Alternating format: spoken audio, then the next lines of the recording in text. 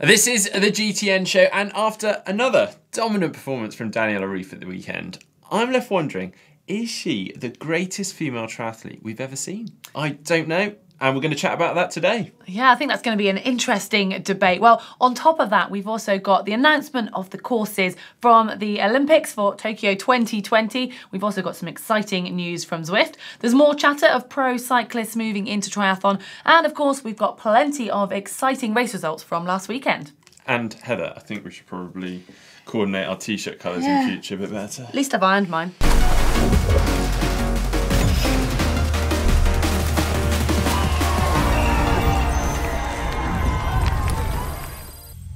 Right, first of all, let's chat about Daniela Ryf, because at the weekend we had Ironman 70.3 Gdynia in Poland, and in classic Daniela fashion, she absolutely crushed it. 23 minutes ahead of second place finisher Mirinda Carfrae, who is three-time Ironman World Championship winner, so not a bad person to be 23 minutes ahead of. And in doing so, she set a world best Ironman 70.3 time. Yeah, well, there has actually been a faster time recorded for the women over that distance. The 70.3 challenge event back in Bahrain in 2014, and that was by Hella Fredriksson. So she took the win and a big prize purse, obviously. $100,000, I think it was. Wow. Not bad. But she clocked a time of 3:55.50. But having said that, the performance of Daniela is the fastest Ironman branded 70.3 so far. Well, back to Daniela. This is actually her 5th consecutive win of 2018. And this race at the weekend, she started just 2 minutes behind the pro men. So actually on the bike, she found herself in the middle of the pro men, coming off, I think, 17 minutes ahead of the second place woman off the bike, and then actually finished 7th overall in the middle of the men again. Yeah, it's giving the men a bit of a kick, isn't it? That they're going to be like looking over their shoulder going, oh my God, is Daniela going to catch us? Yeah. Can we have a 5-minute lead Well, next time? It's certainly looking quite exciting for the Ironman World Championships later this year, where obviously last year we saw this quite close battle between her and Lucy Charles. Yeah, and I think, looking at the way she's been performing this year, it looks like her swim is improving. And surprisingly, in Kona last year, she was actually 4.5 minutes back on Lucy Charles coming out of the water. And I think, come October the 13th, we're going to see that gap a little bit smaller. Yeah, well, I've got a little bit of a theory on this, because I think Daniela, she came from ITU racing, so she was a very good swimmer. I think she was front pack swimmer. Yeah. And I think she moved to Ironman racing and realised, well, the swimming standard wasn't as high, so she could get away with letting her swimming drop a bit, focus on the biking and running. So excitingly, I think she's got the ability to be a lot better swimmer. So she's been working on that, picking that up. Maybe not a Lucy Charles standard, but she's got the stronger bike. So yeah, I think we saw what we thought was a change in the tide last year at Kona, with Daniela having to probably work her hardest to win it. But it looks like she's gone back to the drawing board and she's definitely doing something about it. Yeah, well, let's go back to my original question. Is she the greatest female triathlete we've ever seen? It's a tough one, and I've actually written in my top 10 pick. I'm sure there's loads more out there, but here are a few that. So obviously Daniela, she's got 3 Ironman World Championship wins, 1 silver, 3 70.3 World Championship wins, and a lot of those were in the same year as well. So that kind of, I think, very really versatile. shows the all-round athlete. We already mentioned Mirinda Carfrae. She was a 3-time Ironman World Championship winner. She's had 3 silver and 1 bronze, so she's been on the podium quite a few times. Yeah. We obviously can't forget Chrissie Wellington, who is pretty much undefeated. Yeah. Or is undefeated. Yeah, and she's the only one with 4 Ironman World Championship titles. She might not be by the end of this year, but currently she is. And if we, go outside of the Ironman world, we've also got Gwen Jorgensen, who was just phenomenal. Olympic Games champion. Flora Duffy, as of late, has shown dominance, 2-time WTS winner. Emma Snowsill, she was quite a force to be reckoned with for a while, and Olympic Games champion. And then we get on to some of these older athletes. We've got Natasha Badman. She won the Ironman World Championships 6 times and 2 silvers. We have Paula Newby-Fraser, who we obviously can't forget about. 8 Ironman World Championship wins, 1 silver and 2 bronze. Doing 8 Ironman alone at Kona. Wow. Yeah, and then there's a couple more names some may or may not know of. Vanessa Fernandez, who absolutely dominated the ITU scene for a good 2 or 3 years, just won everything. She was sort of a Flora Duffy of the time. And Michaela Jones. So, who is the best female triathlete ever? I don't know. I'm going to say Daniela is. What do you think?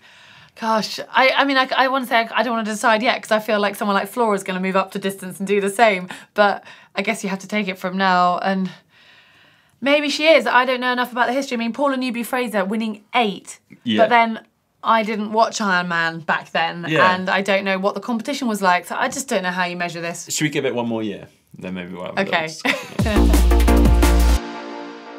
Well, we'd actually like to hear from you guys in the meantime. Help us decide, Yeah, let's not wait a year.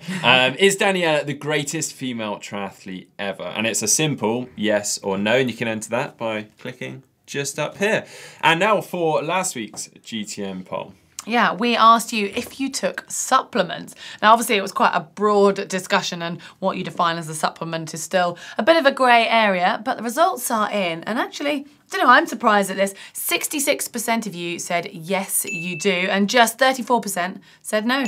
Very interesting, yeah. And just to mix things up a little bit this week, we're going to do a second poll. Yeah, why not?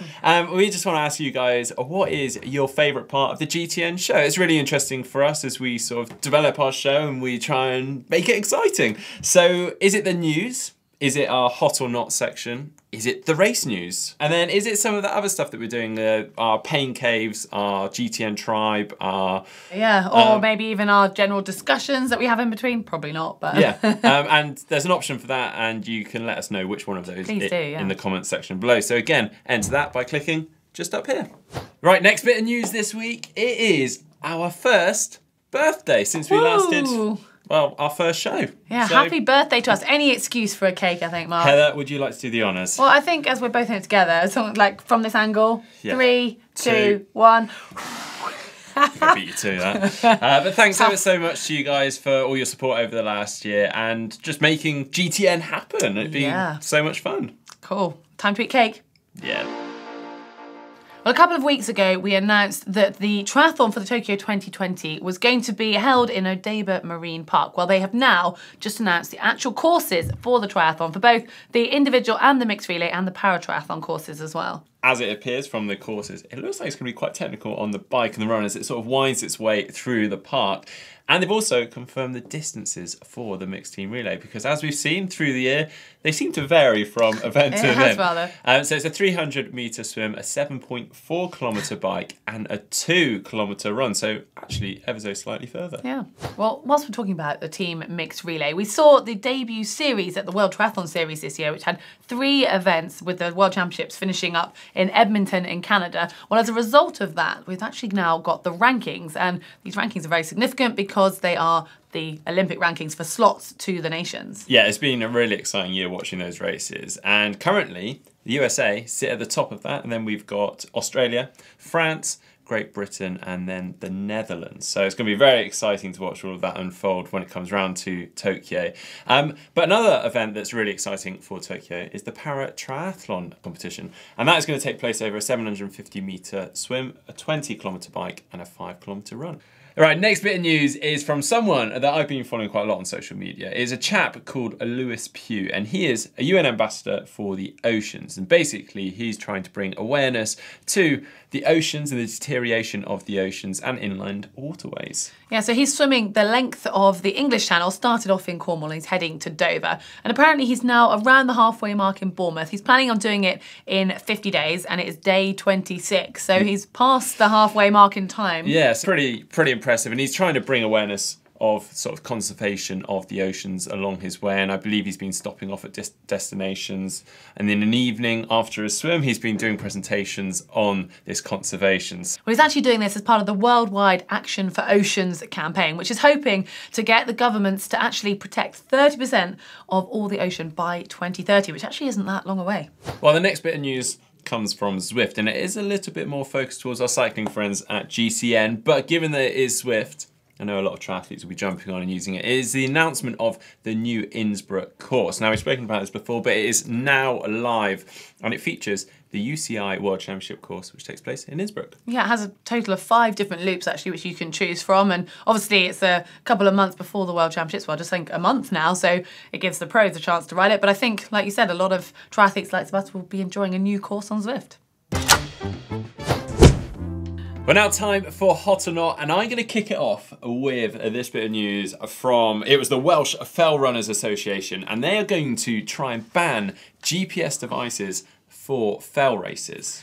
Well, that's quite a bold statement, which is going to split people's opinion, I think. And I'm intrigued to know where you sit on this one, Mark. Well, yeah, for those who don't live in the UK and aren't aware of what fell races are, they're basically brutal races up fells, so up mountains and very hilly courses, and it requires an element of skill and just a lot of fitness. Yeah. I'm torn on this one because I sort of feel like if people are needing GPS devices to find their way on a course, then that's not a fell race, that's an orienteering race. Yeah, that's true. Like a fell race should be a test of fitness and the skill, and that's that. Just who's the best on the day, not someone having to navigate and find their way and hopefully get to the finish line. Okay. So maybe we should be asking the question, why do they need these GPS devices in the first place? Yeah. But at the same time, fell racing is very traditional. It's where running all started, and it feels wrong just throwing in a GPS device. Seems like the Welsh are the most traditional here, leading the way on that. And I mean, maybe there's there should be separate categories. There should be fell running for GPS. Don't throw that in there, Heather. Oh, go on then. What are you going to give it? I do think it's a good idea. Although I was torn, I do think they've got a point. So I'm going to give it a hot. Okay. Right, next up, it's news from Strava, and they have just updated their paid-for packages. So with that, they're going to continue with their premiumship service for their current subscribers, but they're now adding the ability to have a summit package, and within that, you can have the summit training, the summit analysis, or summit safety. I'm a little bit unsure on this one. I mean, the premium package kind of does it all, and the basic one seems to be fine for those who are just getting into sport. I sort of feel like this is a bit of a marketing plea to try and just get, I don't know, Strava going, oh God, we just need to mix things up. Need to keep things moving forwards, and I guess they want to keep, increasing the revenue. Yeah, maybe. I think we know where you're going, Mark. Yeah, maybe I'm a bit negative, but I'm going to give this a nut. Okay, this next one is from Exert, and it is the Segment Hunter app. Oh, that's going to get people excited. Yeah, so this was really interesting. I'd never heard of this at all. So it's actually specifically for Garmin and the Connect IQ service. So the Segment Hunter app, made by Exert, is an app that goes into Connect IQ, and then you load onto your Garmin device. What it does, very clever, is using your FTP data, it can calculate how hard you need to ride and what power output you need to sustain to get a KOM or a QOM, and it will tell you that live on your screen as you're riding along. So you basically favourite a few segments that you want to ace and do well on, load them onto your device, and away you go. I think this could mean we lose a few more comms and qualms ourselves from this, and I think that people are going to get excited about this and go out and you can do one a day, couldn't you, and just really smash that. Well, know exactly how to pace it. Well, I've just moved house, so I'm on the hunt for some new segments. Watch out, round Bath. Well, yeah. So I think I'm going to give this a hot.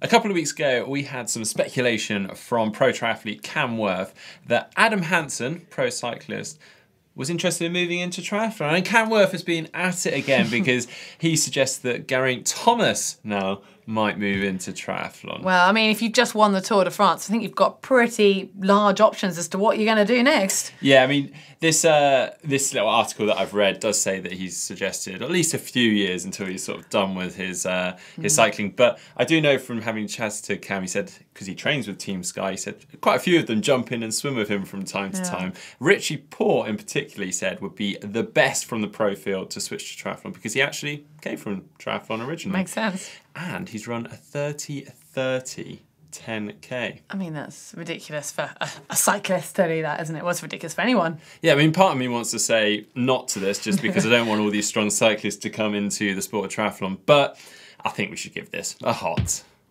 Starting tomorrow, it is the ETU European Championships, which are hosted by Great Britain in Glasgow. So it's pretty exciting for us as the host nation. But sadly, there isn't great news for the British team because we've had some big names withdraw. We've had Non-Stanford, Sophie Caldwell and Johnny Brownlee all announce that they're not actually going to be on that start line. Yeah, I understand Non-Stanford has struggled with asthma and illness throughout the year. She had to already withdraw from a couple of races previously. Sophie Caldwell, I understand, is injured, and Johnny Brownlee was on the comeback from injury, but obviously feels he isn't quite ready for the European champs or doesn't want to risk that, pushing that injury any further. So some big players missing there, but one that isn't going to be missing is our own Heather Falconer racing. Oh yeah, I saved the day there for the British team. No, don't worry, I'm not getting ahead of myself here. I am actually racing there on Saturday, but in my age group. So yeah, maybe we'll have a little bit on that next week. Well, best of luck to you, Heather. I'm going to give you a hop, but unfortunately this news I'm going to give a not. Right, well now it's time for some giveaways, and I'm going to celebrate this with a bit more cake just to enjoy this. You're not going to fit it in this giveaway. Well, luckily I'm not actually winning. So yeah, we've got the Orca swim skins to start off with. They're two men winners. We've got Philip James and James Irvin.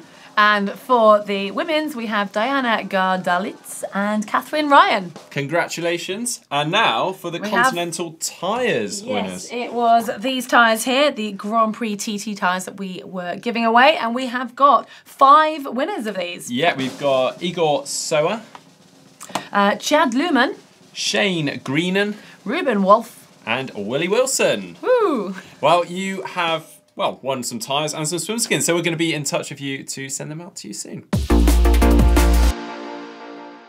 Okay, now on to the race news. And this weekend, we had a very exciting race. We had the Norseman, which is on most people's bucket list. It's definitely on yours, I know. Wow. Next year, Mark. This weekend we had 238 people taking part in this iconic race. You start off the back of a ferry, jumping into fjord waters before you complete a 3.8 kilometre swim, and then doing 180 kilometres throughout the mountains and taking some pretty brutal conditions, and then finishing with a marathon up the mountain. Yeah, horrendously tough. Well, it sounds like it suited the Norwegians. It was Alan Hovden who won the men's race, and Mette Pedersen, the women, becoming king and queen of the Norseman. And the men's race was an incredibly fierce event, but it was Alan Hovden who had a 10-minute lead going into the run, and he managed to maintain that. Mette Pedersen, on the other hand, had an absolutely storming performance. She took the win, but she got a new course record by over 48 minutes in a time of 11 hours and 16 minutes. That's absolutely ridiculous. It is. So fast. Well, not only did we have 238 people taking part on the day, we also had people competing virtually. So we had people on Zwift. We had 490 starters taking part in this Zwift event. 220 men went under the 4 hours, whilst 15 female went under the 4 hours. Okay. And then they pick 1 male and 1 female from that group. Nice. So particularly on the women's side, that's, well, quite a good chance of getting a slot for Norseman. If you can ride that course under 4 hours, that is, yeah. Yeah, exactly. So, I mean, considering the Norseman sells out very quickly and there's only very limited spots, that's quite cool. Pretty good odds there. Well, on the subject of Zwift, we have been following and tracking the Zwift Triathlon Academy on GTN. And 2 of those within the Zwift Triathlon Academy have already qualified for Kona. And we had 1 of those taking part this weekend. We had Golo Rorken in Ironman Maastricht, and he managed to get his spot. He came 3rd in his age group, probably the most competitive age group out there, and actually placed 4th overall. Well, that was actually only a women's pro race, and on the women's side it was Els Visser who had an incredibly strong bike to give her the lead going into the run, and she managed to maintain that to take the overall win ahead of Ivan von Vlerken in 2nd, and then it was Sonja Bracegirdle who finished 3rd. Next up, 70.3 Dinja, and we have already mentioned the tremendous performance by Daniela Ryf, where she broke that record, but also obviously took the win by 23 minutes ahead of Mirinda Carfrae, who finished 2nd, and it was Eva Commander who finished up on 3rd. Well, in the men's race, it was Timothy O'Donnell that sort of dominated from start to end. He had the lead out of the swim and maintained that on the bike. And it was Niels Fromhold he had a little bit of a battle with on the run. But Timothy O'Donnell just ran away with it. Niels Fromhold came home in 2nd, and it's Marcus Lebelt that came home in 3rd. We also had Ironman 70.3 Boulder on the weekend, and it looked like it was going to be another great race for Sam Appleton. He came off the back of a win at Santa Rosa just the week before, led out of the swim, had the fastest bike split, and it looked like it was all going pretty well until pretty much bang on halfway through the run, and apparently the wheels came off, and yeah, he went backwards because through the field came Callum Millward, Ben Hoffman and Matt Trabrot, and it ended up being a sprint finish between Ben Hoffman and Callum Millward. Callum Millward coming through to take the win by just 2 seconds, so it was Ben Hoffman 2nd and then Matt Trabrot finished 3rd. Well, that looked like a really exciting race. In the women's race, not quite so exciting because Ellie Salthouse just dominated. She led out the swim, she led off the bike with the fastest bike bike split of the day, and then put in a dominating run performance to win by 8.5 minutes over Jenny Seymour, and then in third it was Leslie Smith. I'm really happy for Ellie actually, because I know how hard she's battled, and just from looking at her social media, she's saying the last 18 months have been so emotional. You know, we did the pro bike with her in Roth and she didn't have a great race there, and I think it's just really nice to see her back on top. Our next race was Ironman 70.3 Chiching, and they had some tough conditions. Not only the heat, it was also at altitude. So in the men's race, we saw a 1:23 half marathon take the win, which just goes to show how tough those conditions were. That was from David Dello, and in second place, Guy Crawford, and in third, it was Mitchell Kibbe. Well, on the women's side, it was a similar situation, and actually the winning run was a 1:35 half marathon by Kelsey Withrow to take the overall win. It was Kate Bevilacqua who was second, and then Michelle Vesterby finished in third. Now Ironman Tallinn in Estonia. It was no surprise to see Marco Albert power his way to the front because it was his home race. He's also well renowned for his swimming, so he posted a 46-minute time for that swim. Very impressive, and considering apparently it was quite cold for that swim. But that was enough to give him a 3:30 buffer over a group of 7 athletes coming out of the swim. Well, he managed to actually increase that buffer because going on to the run after the bike, he had a 4:20 lead, but it wasn't going to be quite enough. He did actually lose that position, 2 chasers past him, and it was Philip Kootenay who had the quickest run to take the overall win in 8:01. And then it was Mark Dilson second, and Marco Albert had to settle for third. And finally, we have the Ironman 70.3 Asia Pacific Champs that took place in the Philippines. And it was the ex-Terra star Mauricio Mendez in the men's race that came off the bike in 7th and posted a 1:13 half marathon split to take the win. Tyler Butterfield took second, and then Braden Curry took third. Well, on the women's side, it was an incredibly strong swim start for Lauren Brandon. She had, I think, about 3 minutes ahead of Radka Kalfelt going onto the bike. And she managed to maintain that lead. And then onto the run, though, there were some very quick runners behind her. So she got pushed off the podium. It was Radka Kalfelt who ended up taking the overall win by a pretty significant margin, ahead of Caroline Stefan in second and then Melissa Hauschild in third. And now it's time for the GTN Caption Competition. Oh yeah, and last week we had this photo of Vicky Holland as she was coming across the line looking a little surprised. Yeah, we had some great captions coming in. Tom Evans said, "Oh no, I think I left the hob on." Yeah, there's quite a few along those lines, Yeah. I think. Well, our second runner-up goes to Jonathan B. "Oh no, I forgot the bike leg." That was also very good.